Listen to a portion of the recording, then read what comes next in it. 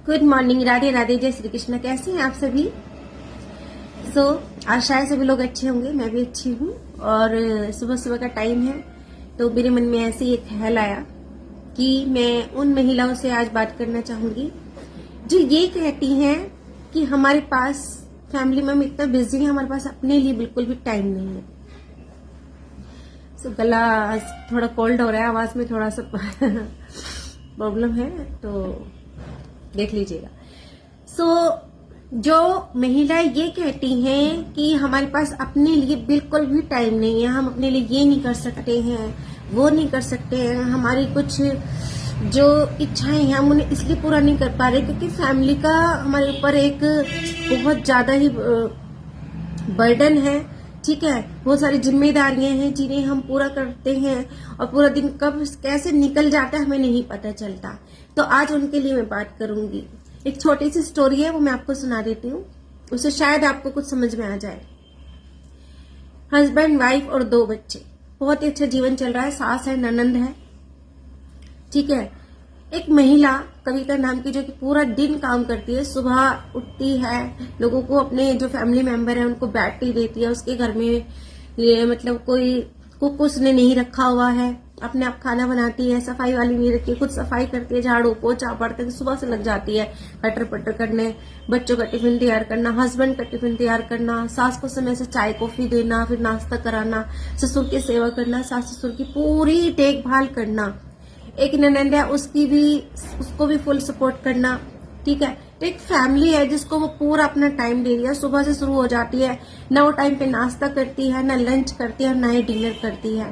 कुछ भी वो नहीं अपने लिए कर पाती। यहाँ तक कि समय से वो आज तक अपना लंच नहीं कर पाई है। इसलिए क्योंकि फैमिली का जो उसके ऊपर एक जिम्मेदारी है उन्हें पूरा करते करते वो खुद पर बिल्कुल भी ध्यान नहीं देती है।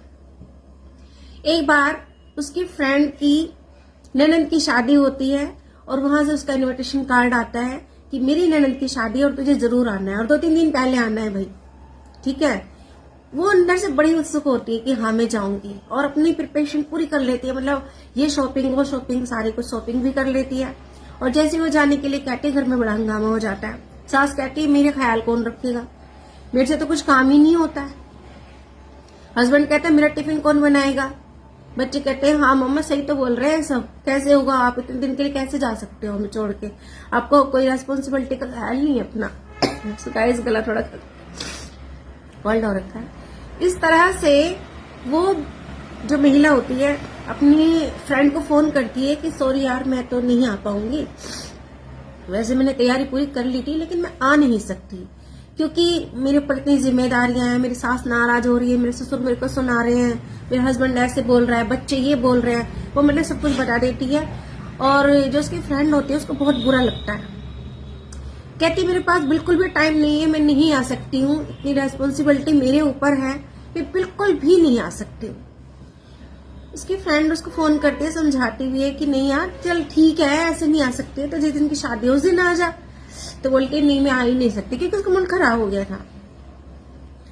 तो क्या एक महिला के लिए अपने लिए कुछ समय नहीं है, अपने ही जीवन से वो अपने लिए समय निकाल सकती? बड़ी अजीब बात है ये। ठीक है, तो इस तरह से वो टाइम पे आकर इतना काम का भार होता है उसके ऊपर, वो बहुत बीमार होती है और एक दिन पता चलता है उसकी फ्रेंड को उसकी डेथ हो गई है। तो उसके घर जब फोन करती है वो ऐसी सडनली फोन करती है, यहाँ तक कि मतलब उसकी फ्रेंड को ये तक पता नहीं होता कि वो बीमार है। वो फोन ही नहीं करती कि मैं बीमार हूँ या मेरे साथ ये प्रॉब्लम चल रहा है। वो किसी से अपनी बातें शेयर भी नहीं करती थी। जब उसकी डेथ होती है तो उसका हस्बैंड फिर सभी को कॉल करता है, उसके फ्रेंड सर्कल में उसके पेरेंट्स को सबको फोन करता है कि भाई ऐसे हो गया। देन उसकी फ्रेंड अपनी और जो 2-3 फ्रेंड होती है, ग्रुप हुआ करता था कभी कॉलेज टाइम पे उनका, तो सबको फोन करती कि ऐसे ऐसे हो गया, कविता नहीं रही है।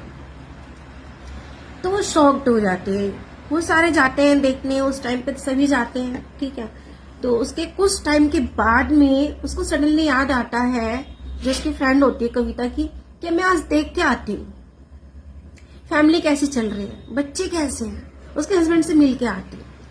थोड़ी सिंपैथी होती है तो वो जाती है। जाकर घर में वो देखती है कि घर में उन लोगों ने फुल टाइम के लिए मेड लगा ली है। मतलब कोई भी उसकी जो कमी होती है, एक महिला जो घर में माँ होती है, बहू होती है, बीवी होती है, उसकी जो कमी है किसी के ऊपर नजर नहीं आ रही थी। उनके सारे काम बहुत अच्छे से चल रहे थे, खाना समय पे बन रहा था, ठीक है, चाय समय पे मिल रही थी, कपड़े समय से धुल रहे थे, बर्तन समय से धुल रहे थे, सारे काम जो भी वो महिला करती थी कविता, तो सारे काम टाइम टू टाइम हो रहे थे और बहुत बढ़िया हो रहे थे भाई।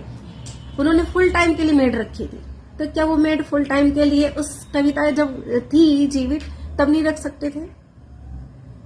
तो ये स्टोरी मैंने इसलिए सुनाई है, जो महिला ये कहती है कि हमारे बिना हमारी फैमिली का कोई गुजारा नहीं है, हम कहीं चले जाएंगे तो मेरे हस्बैंड को तो ये भी नहीं पता कौन सा मेरा सामान कहाँ रखा है, मेरी शर्ट कहाँ रखी है, टॉवल कहाँ रखा हुआ है, मेरे अंडरवियर यहाँ तक के कहाँ रखे हुए हैं। तो मैं उन महिला से आज कनेक्ट हूँ जो ये कहती है हमारे पास हमारी फैमिली का इतना ज्यादा बर्डन, इतनी ज्यादा जिम्मेदारी है कि हमारे बिना तो कोई चल ही नहीं सकता। तो भाई ये आप लोगों की बहुत बड़ी गलतफहमी है कि आपके बिना कोई चल नहीं सकता।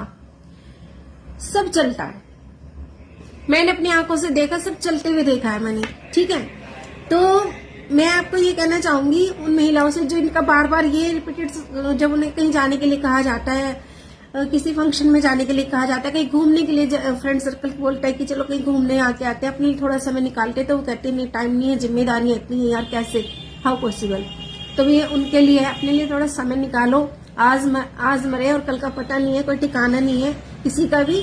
तो समय से अपने जागरूक हो और अपने लिए थोड़ा सा समय निकाले, जो आपकी इच्छाएं हैं उन्हें मरने ना दे, ठीक है, उनको आप बाहर निकाले और थोड़ा सा अपने ही जीवन से 4 दिन निकाल कर देखें। आज के लिए इतना ही। जिंदगी खूबसूरत है और इसे और खूबसूरत बनाने के लिए स्टेप आप लोगों को लेना है, और सारे जितनी भी जिम्मेदारी आप दूसरों के लिए निभाते हैं, थोड़ी सी जिम्मेदारी खुद के लिए भी निभाना सीखें। सो आज के लिए इतना ही। राधे राधे, खुश रहे, मस्त रहे अपने जीवन में, और जिंदगी खूबसूरत और खूबसूरत बनाने के लिए मिलते रहे सोनी चौहान से। मैं सोनी चौहान, हमेशा तत्पर आप लोगों के लिए। राधे राधे।